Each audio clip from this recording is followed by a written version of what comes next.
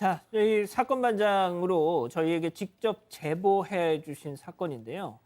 퇴근길에 당한 아주 정말 놀라운 일. 네, 맞습니다. 지난 10월 21일에요. 이 김포 한강로의 끝지점, 이 김포 양곡 방향 도로에서 발생한 사건입니다. 이 제보자는 경차 운전자인데 이 당시 3차로에서부터 방향 지시 등을 켜고 차선을 바꿔가면서 1차로로 이동을 했습니다. 120m 정도의 거리를 두고 이 제보자가 한 승합차 앞으로 합류를 했는데요. 그런데 이 승합 차량 운전자가 갑자기 본인 앞으로 들어왔다는 이유로 창문을 열고 제보자에게 욕설을 한 겁니다. 이 제보자는 무슨 이유로 나에게 욕설을 하지 하면서 대응은 하지 않고 이 승합차를 일단은 그냥 지나쳤다고 합니다. 아, 저럴 땐 진짜 대응을 않는 게 상책이죠, 소장님. 네, 그런데 대응을 안 하고 가자 이 차가 이제 계속 따라왔어요. 따라오면서 이렇게 차가 쌩쌩 달리는 그런 그 고속도로 같은 길이거든요. 거기에서 갑자기 1차선으로 와서 딱 차를 막은 거예요. 그럼 어떻게 되나요? 차가 멈출 수밖에 없잖아요. 예. 얼마나 위험해요. 지금 막 쫓아오고 있습니다. 네네네, 쫓아오고 있고 딱 멈춰요. 앞에서. 가로질러서 지금 네. 아직까지 아니 그 근데 장면은 안 나오네요. 조금 있다가 이제 딱 멈춥니다. 예. 그런데 그럼 내 차도 멈춰야 되잖아요. 앞에서 그럼요, 딱 가로질렀으니 그럼 굉장히 위험하지 않습니까? 당연하죠. 내 차 뒤에 오는 차가 이렇게 후방으로 충돌할 수도 있잖아요. 근데 그때만 해도 차에서 이 운전사가 내리지는 않고 저희 갓길로 세워라.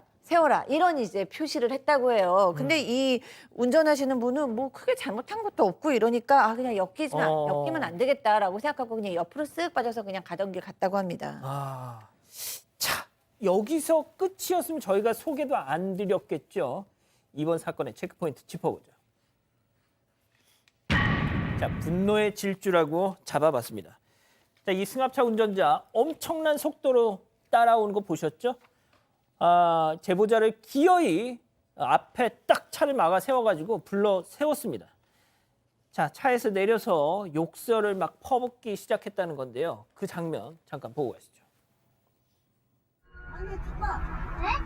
왜 통화가 라고요? 뭐? 통화가 뭐예요? 뭐라고? 라고 하세요. 왜 통화가 쓰라고 그랬는데? 이게 뭐예요? 왜요? 아니 운전 어디서 뺐어? 운전을 보이는 거야.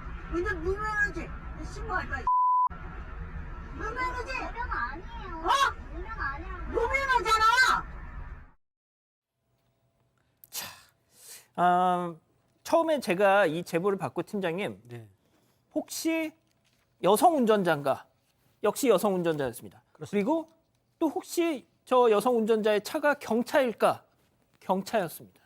그 두 가지 조건이 딱 맞아. 어김없이. 만약에 저 사람이 딱 차를 막아 세웠는데 운전석을 봤는데 팀장님이 탁 이러고 있어. 그럼 갔을 거예요, 그냥. 그래서 그냥 안녕하세요 갔겠죠. 예. 중요한 거는 승합차 운전자가 멀리서 껴들었는데 불구하고 자기를 무시했다 생각했던 것 같아요.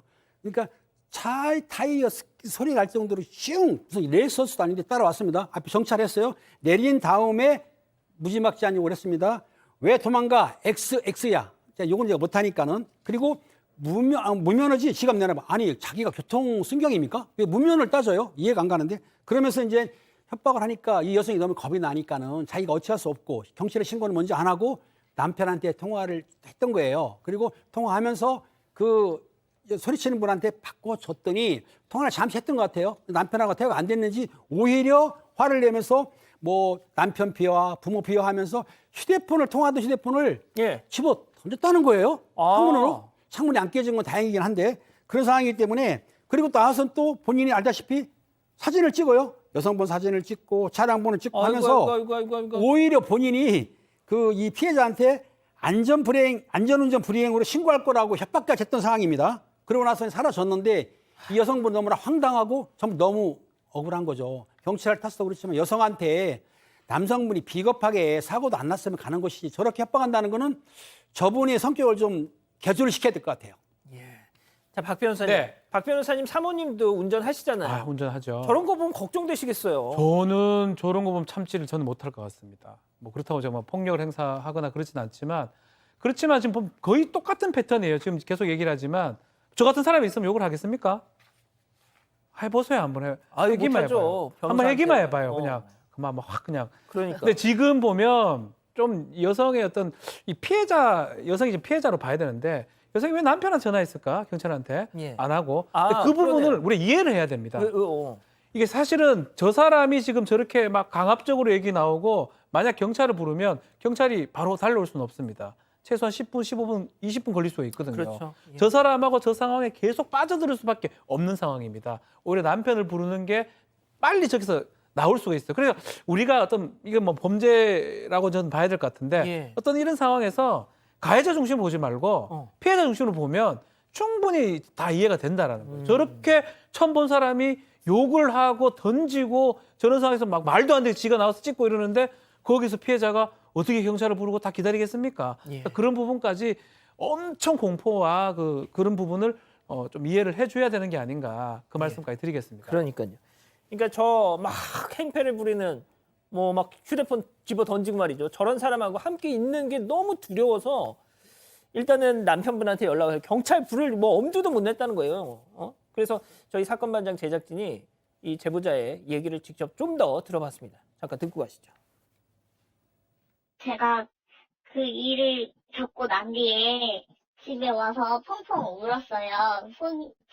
손발을 벌벌벌 떨면서 잠을 들 수가 없는 거예요. 뭐 이런 일을 겪은 게 처음이었고 세상 사람들이 다 무섭고 그래가지고 남편도 제가 너무 불안해하고 잠도 잘 못 자고 그러니까 우리 정신과에 가보자고 오늘도 갔다 왔거든요, 정신과를.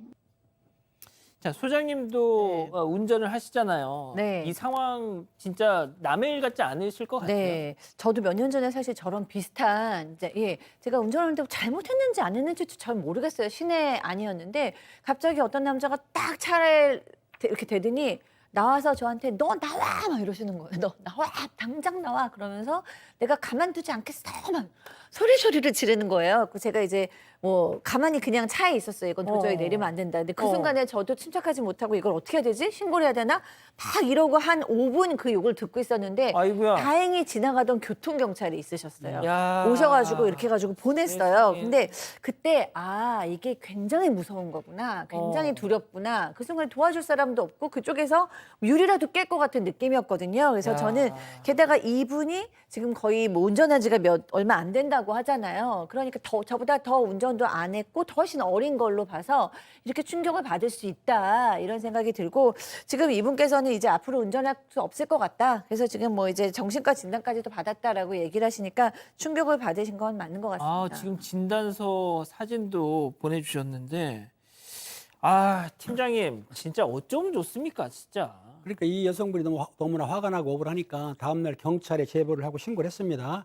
그러니까 이제 경찰에 신고하게 되면 블랙박스를 떼어서 제출하게 되면 영상을 보거든요. 그러니까 조사를 마쳤는데 경찰이 보고 이제 담당 조사관도 영상을 보더니 좀 인상이 안 좋았다는 거예요. 좀 심하지 않았나 생각을 했었는데 예. 문제는 뭐라고 하냐면 저 가해자가 저 남성분이 칼치기를 해가지고 탁 막은 것도 아니고 뒷반발을 박을 정도로 가짝 붙은 것도 아니고 좀 위험은 했겠지만은 요 정도 같으면은 보복 운전이 안 될 수도 있다라고 말했다는 거예요. 제가 보기에는 보복 운전이 가능하기도 한데 그렇다 하더라도 본인이 그렇게 뭐 운전면허, 무면허 신고한다고 그랬고 협박도 되고 또 휴대폰을 집어 던졌지 않습니까? 그러면 폭행도 가능한데 담당 경찰관이 좀 더 신중하게 조사를 해서 처벌해야 된다고 저는 생각하거든요.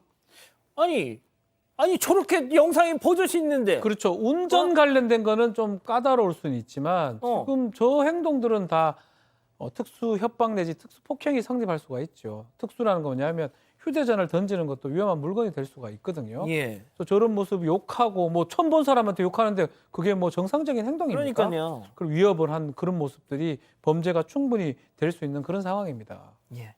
자, 그런데 저 사람하고도 이 제보자분이 연락을 할 수 있어요. 할 수 있는 상황입니다. 그런데 저 승합차 운전자 사과 한마디 하지 않았습니다. 아직까지.